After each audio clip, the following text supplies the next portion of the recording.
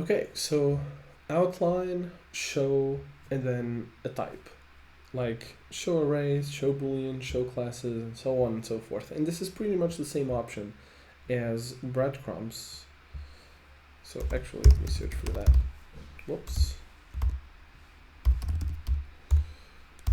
So you also have these options in breadcrumbs, right? So it's the same thing. And the way this works is I don't actually use the outline, but let me show you how this works. So if we enable the outline here,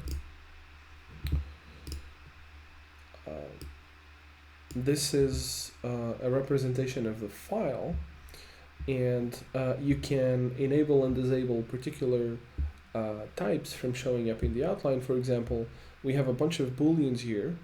This is the symbol for a boolean in the outline, and if you set this to false, booleans will not show up anymore in the outline, and you can just show some types but not others, right? Now, because I don't actually use the outline, I don't really care too much about any of these options, but this is what they do.